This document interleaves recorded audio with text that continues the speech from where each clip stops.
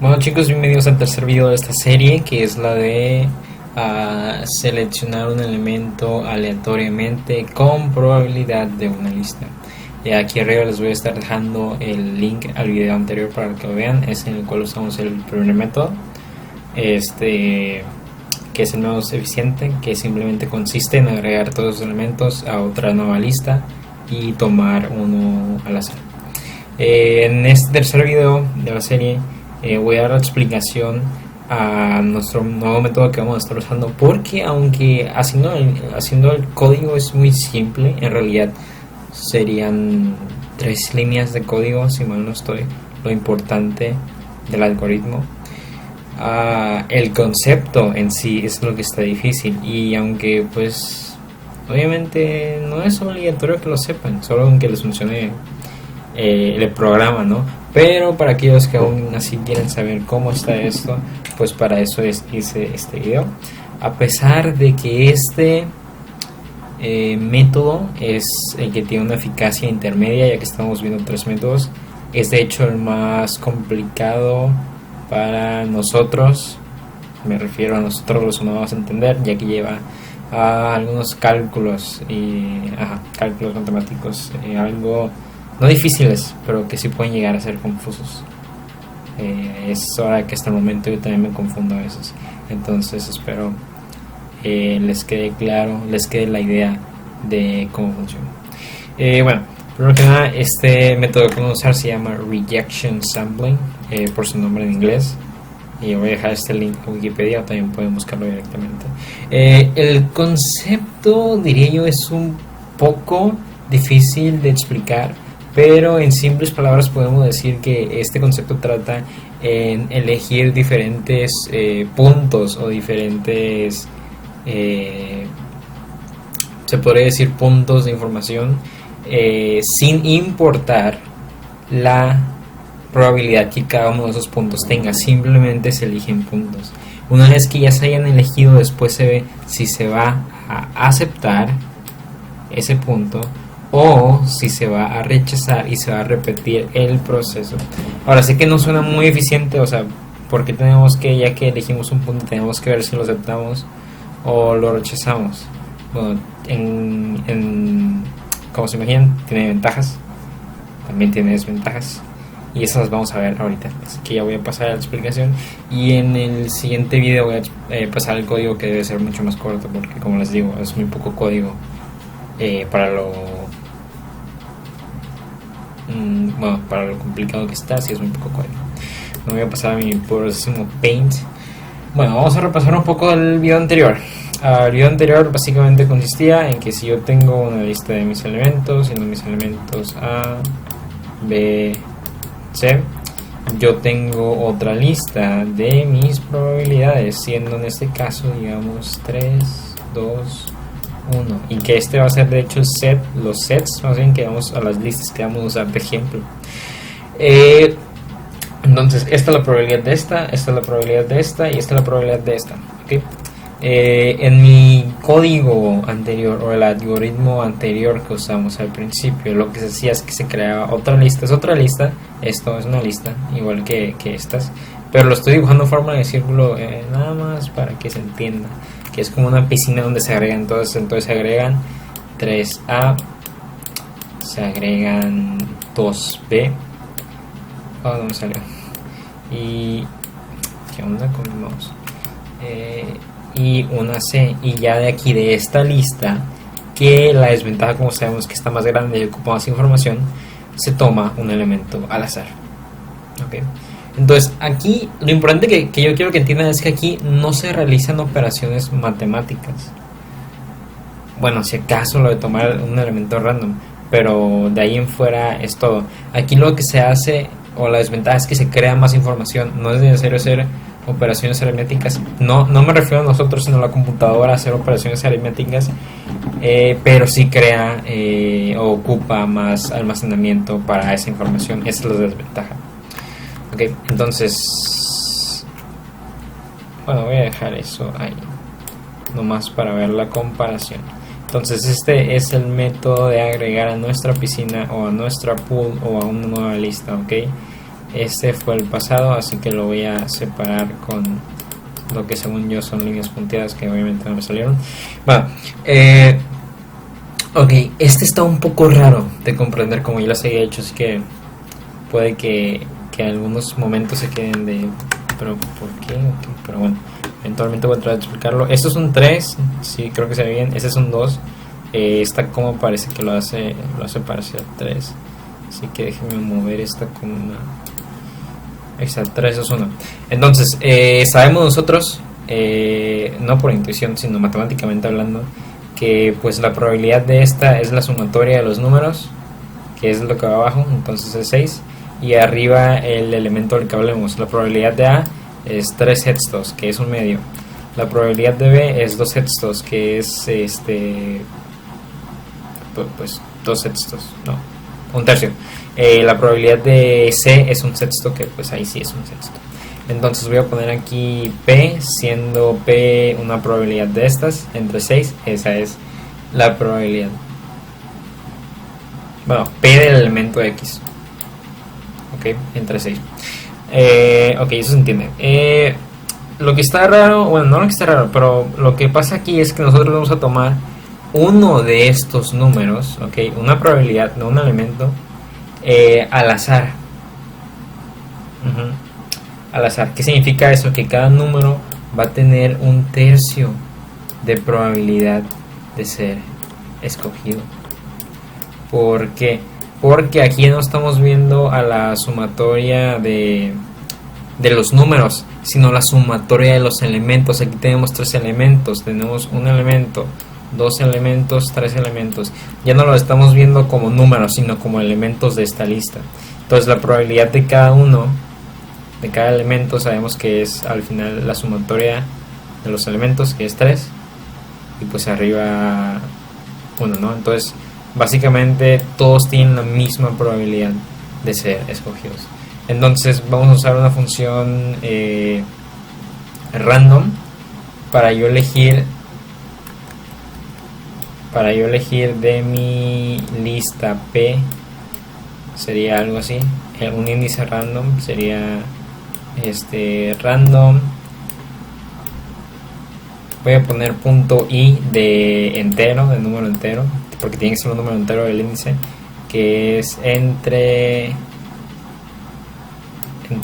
0 y 2 inclusivo. O sea que puede ser, recordemos que este es el índice 0, 1, 2. Entonces puede ser 0, 1 o 2, todos con la misma probabilidad de ser escogidos, ¿ok?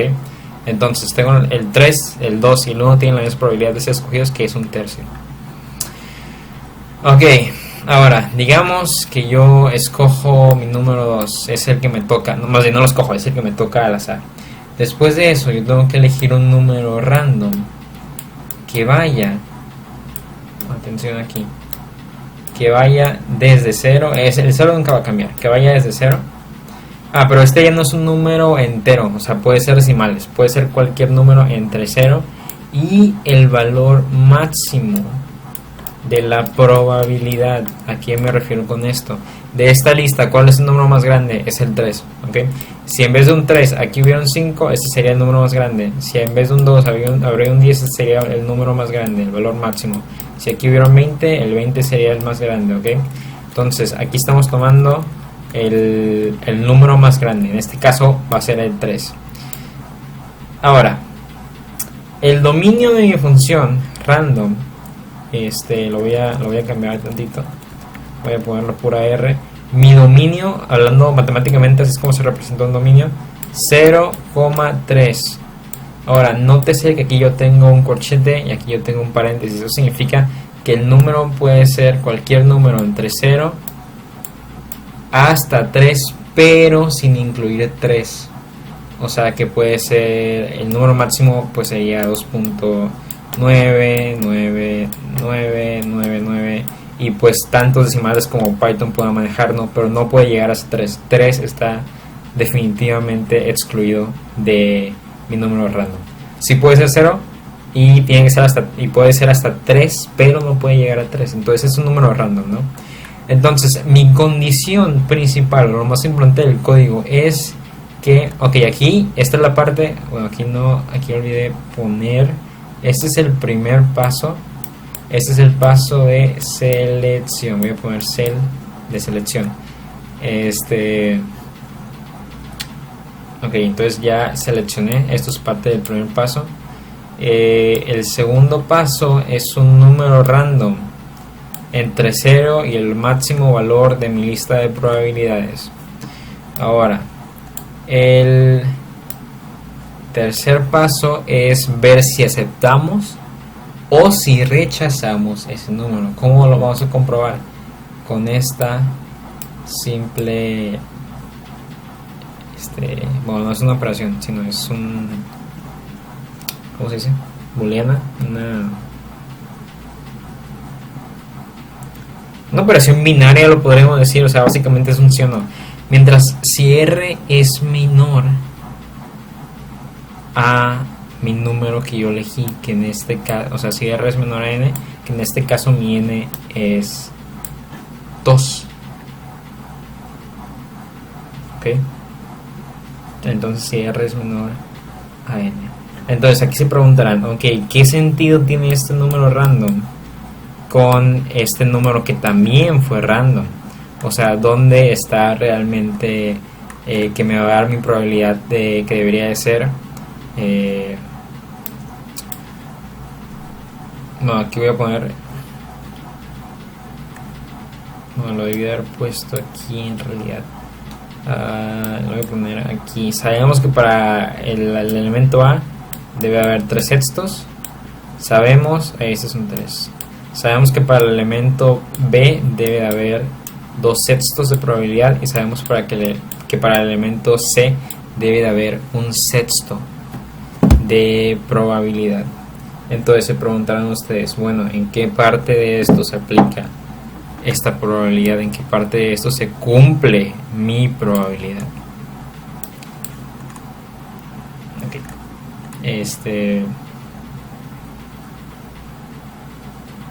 Entonces voy a pasar a explicar esto acá.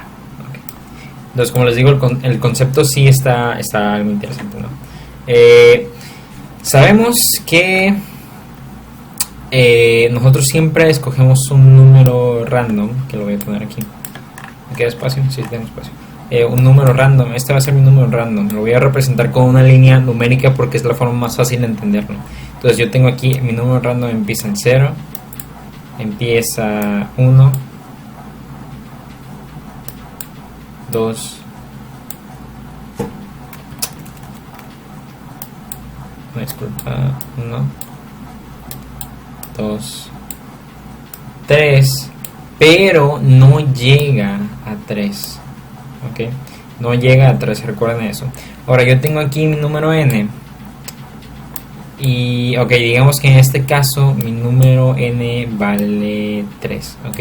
Entonces la línea numérica del número 3 se representaría de esta manera.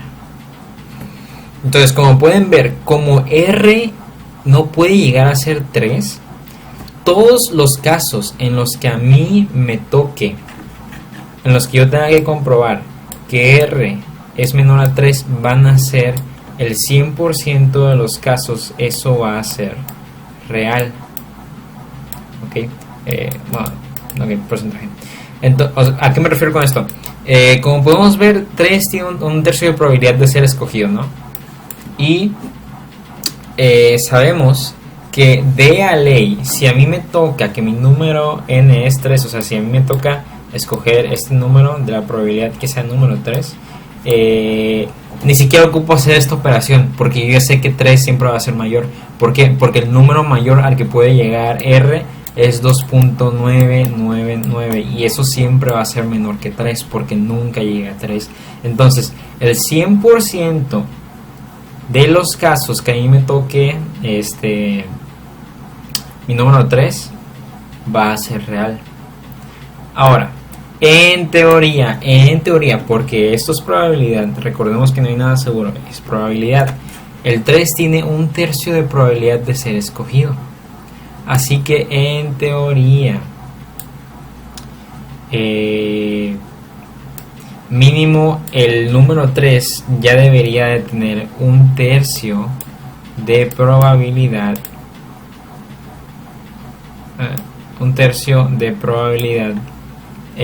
mínima. ¿A qué me refiero con esto? Me refiero a que la probabilidad de que salga el elemento A tiene un mínimo de 33%, que es un tercio de probabilidad. No sé si me estoy dando a entender. O sea, esto no es un máximo, es un mínimo. O sea, yo mínimo estoy diciendo que mínimo el elemento A tiene un tercio de probabilidad de ser escogido, lo cual es cierto porque sabemos que en realidad tiene 3 sextos, que es un tercio son 2 sextos. Así que 2 sextos es menor a los 3 sextos de probabilidad real que tiene. Entonces, como podemos ver, aquí este algoritmo está diciendo que este tiene un mínimo de un tercio de probabilidad de ser escogido. No me dice que es el máximo, solo me dice que es el mínimo. Eso es lo que tenemos que tener en cuenta, que es el mínimo, ¿ok? Entonces esto tiene un tercio de probabilidad de ser escogido. Voy a borrar esto.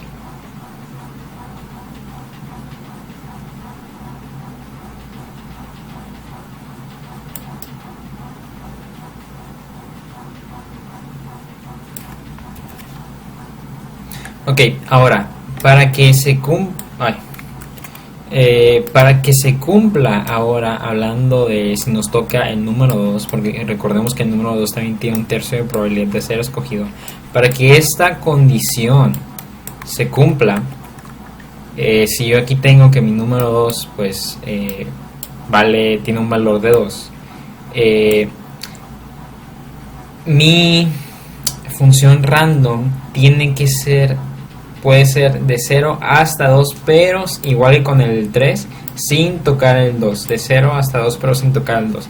Entonces, si se dan cuenta, 2 de 3, ¿qué porcentaje es? Bueno, la misma cosa lo dice, ¿no? O sea, si yo abarco aquí hasta el número 2 de una gráfica de 3, estos son 2 tercios de probabilidad, ¿no? En porcentaje, ¿qué porcentaje de esta recta es lo que abarca el 2? Abarca un 66%. Lo que me dice que en teoría, porque de nuevo es probabilidad, 66% de las veces que me toque el número 2, el número 2 va a pasar esta prueba. Ojo con eso, significa que 33% de las veces no lo va a pasar, ok.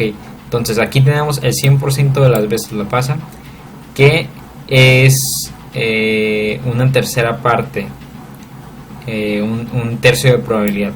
Mira, otra cosa importante, esta escala está en escala de 300%, ok, y esta está en escala de 100%.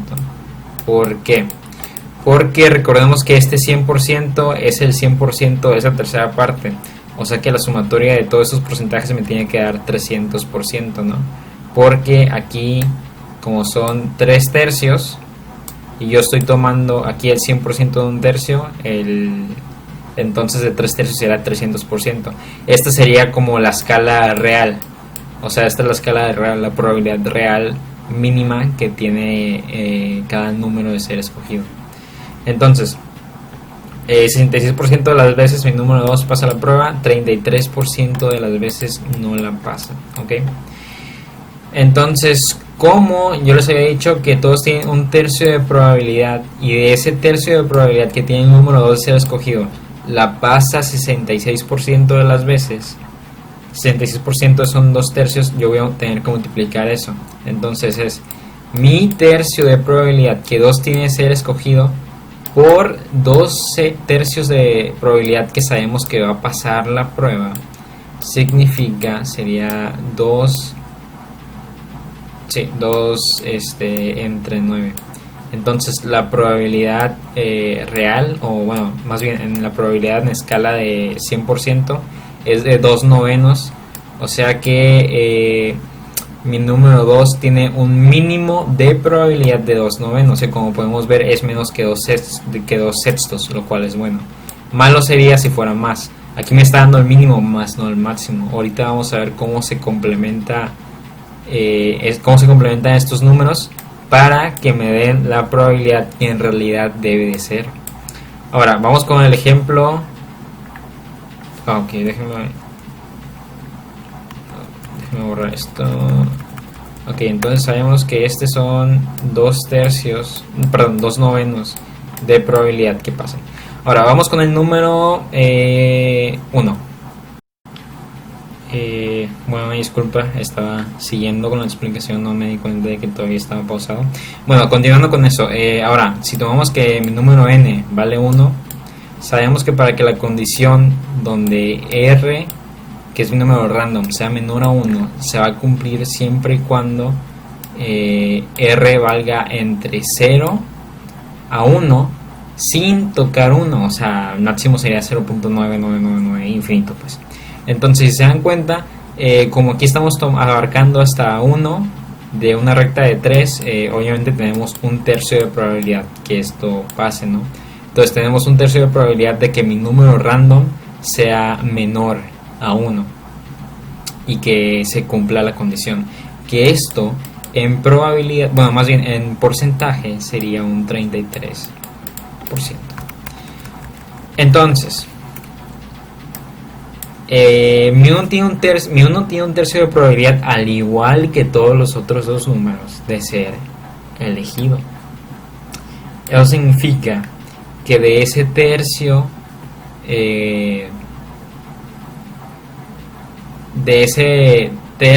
uno de cada 3 escenarios que es escogido, en teoría, porque sigue siendo un porcentaje, cada que mi número 1 es escogido, el 33% de las veces pasan los casos. O sea, más bien, el 33% de las veces es aceptado y ahí ya termina el ciclo. El 66% de las veces es rechazado. Ok. Otra cosa que olvidé decir aquí es, obviamente no estoy poniendo el 66.666, creo que es algo obvio, igual de 33.333. Y otra cosa también que se me pasó a mencionar aquí es que si esta condición no se cumple, digamos que R valga 3, bueno, no puede valer 3, digamos que R vale 2.999 y este vale 2, no se cumple, se rechaza y se repite todo el proceso. Se vuelve a elegir otro número de mi lista de probabilidades al azar, se vuelve a elegir otro número al azar entre el 0 y el máximo número, y otra vez se vuelve a hacer esta prueba, ¿no? Se repite, se vuelve a hacer todo. Si es aceptado, pues ahí ya termina el proceso y ahí ya muere. Entonces podemos ver que aquí el 33% de las veces es aceptado, el 66% de las veces no es aceptado. Ahora, esto es en escala de 300%. Para sacarlo en escala de 100% sería un tercio de las veces que mi número 1 es escogido, por la probabilidad que todos tienen la misma probabilidad, multiplicado por un tercio de probabilidad que tiene de pasar la prueba y ser aceptado. Esto me va a dar igual a un noveno de probabilidad en escala de 100. Ok, ahora aquí hay varias cosas interesantes. Primero, nos damos cuenta de que un tercio son 3 novenos, y por obvias razones, como podemos ver, 3 novenos es el triple de probabilidad que un noveno, así como 100% es el triple de probabilidad de 33%, así como el 3 es el triple de 1. Ahora también vemos que 2 novenos es el doble de probabilidad que un noveno, así como 66 es el doble de probabilidad de 33 y 2 es el doble de 1. ¿Okay? Pueden empezar a ver que hay relaciones ahí. Okay. Ahora, bueno, yo creo que se entendería mejor si cambio esto por 3 novenos. Se entendería mejor la relación, que al cabo es lo mismo, ¿no? Pero para hablar todos en noveno. Ahora, aquí nos damos cuenta que la probabilidad de que sean aceptados, si la sumamos en escala de 300 es 100 más 66 más 33, eso me da un total de 200%. Y eso es de un 300%. O sea que esto me va a dar una probabilidad de 2/3, ¿no? O sea que de todas las veces, o más bien, ¿cómo puedo explicar esto?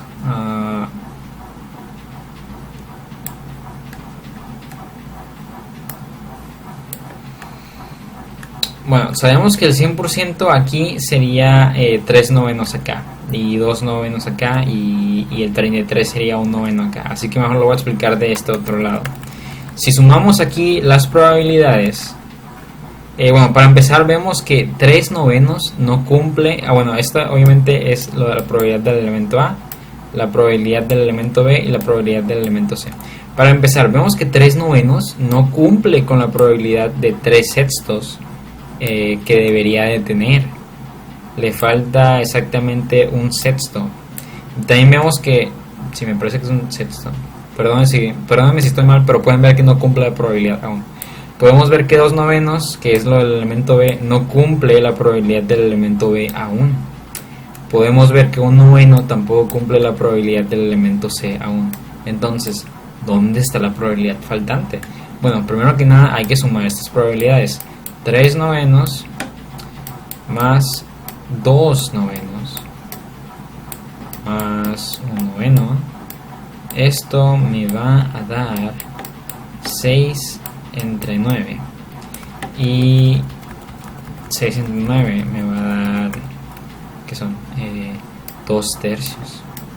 Entonces aquí podemos ver que la suma de todas estas probabilidades es solo 2/3. Sabemos que obviamente pues la probabilidad total es 3/3, ¿no? Entonces hay 1/3 de probabilidad.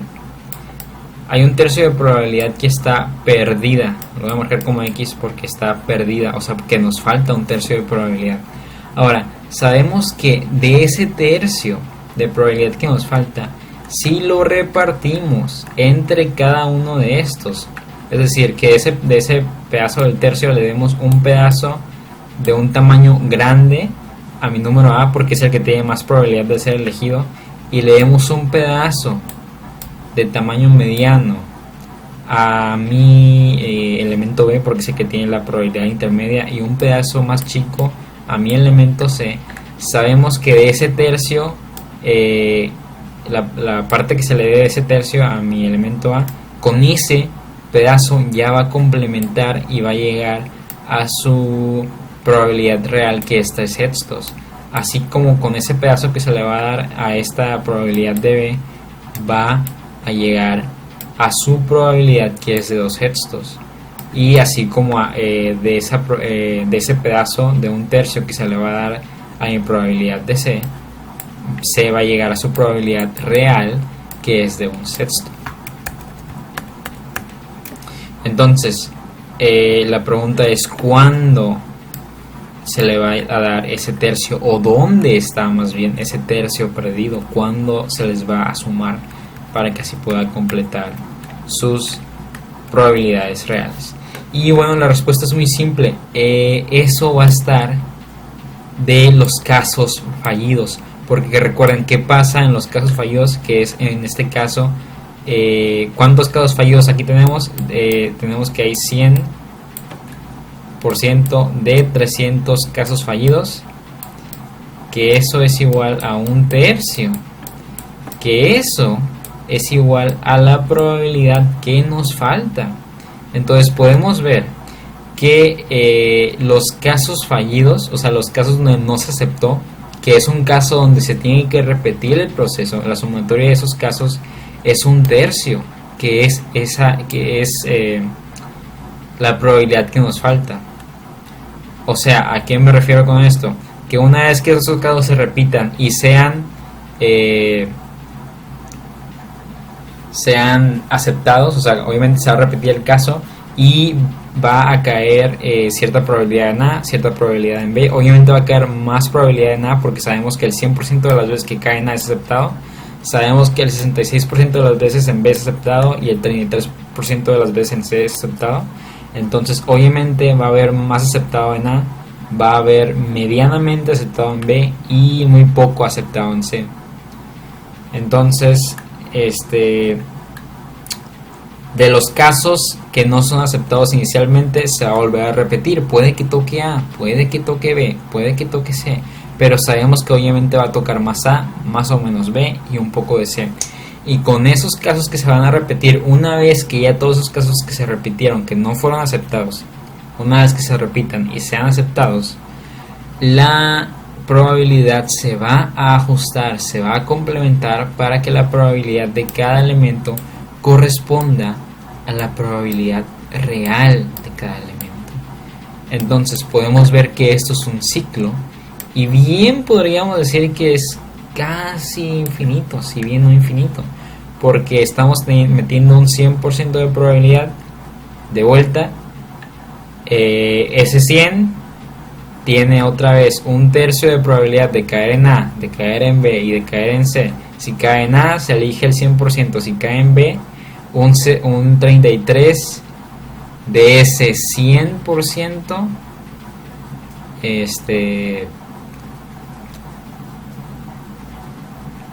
un 33 de ese 100%, ya no de un 300%, sino de un 100%, o sea, una tercera parte menos. Se va a repetir y igual igual un 66% de ese 100%, ya no del 300%, se va a repetir. Entonces obviamente un 33%, entonces se va a repetir y entonces podemos ver que el ciclo se va a volver a hacer, que todos los casos que no fueron aceptados se van a volver a repetir y se vaya haciendo la cantidad de estas proporciones más chicas y más chicas, y en teoría se pueden extender hasta el infinito, hasta que cada uno de estos cumpla con sus probabilidades. Ahora, obviamente no va a pasar el caso que se extienda a infinito, ya que nosotros solamente estamos pidiendo un solo número, no estamos tratando de distribuir la probabilidad. Es decir, si yo quiero sacar un número random de aquí, pues va a pasar la prueba, digamos que me toca 3. Entonces si R es menor a 3, lo cual sabemos que es el 100% de las veces, pues ahí ya está, ya terminó. Mi elemento sería la A, y ahí es donde se acaba el programa. No tiene que seguir infinitamente como mencioné. Esto de que sigue infinitamente me refiero a las probabilidades, no a los números en sí. Ahora, si mi número random es 2.3 y mi número es 2, bueno, sí, ahí se va a repetir. A lo mejor me voy a tocar mi número 2 y ahora mi número de random vale 1 y ahí ya está. Mi número 2 es el número que yo buscaba. Obviamente sabemos que pues A tiene el triple de probabilidad de salir que C y B tiene el doble de probabilidad de salir que C. Ahora, resumiendo lo que vimos, yo sé que se escucha muy complicado y bueno, creo que también está, yo creo personalmente que también está un poco complicado y bueno, quizás lo esté el concepto, sobre todo la parte de que se va a estar repitiendo, o sea, es una función recursiva que se va a estar repitiendo infinitamente hasta que las posibilidades se igualen, hasta que estas posibilidades que sacamos se le sume esta proporción de un tercio a cada una y lleguen a las probabilidades originales que nosotros sabemos que son las que tiene cada número. Pero lo que importa es entender la idea de cómo funciona este algoritmo, la idea de cómo recursivamente sabemos que en efecto sí nos va a dar la probabilidad a cada elemento que merece, o bueno, no que merece, o sea, que tiene.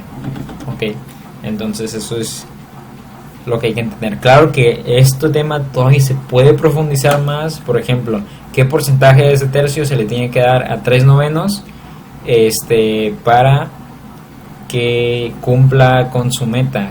Que me parece es un medio, este 33, que sería 17. A este creo que se le tienen que dar un tercio y a este no recuerdo cuánto. Puede que mis números estén mal, la verdad, ustedes pueden calcular eso, pero lo que voy es que ese tema se puede explorar muchísimo más, ¿ok? No tiene... Y pueden encontrar mucha relación en todo lo que hagan, pueden encontrarse la mayoría. En este caso se puede encontrar con... se puede encontrar con varios 2 tercios, con varios 1 tercio, 33%, 300%, ok, por todos lados están saliendo esos números.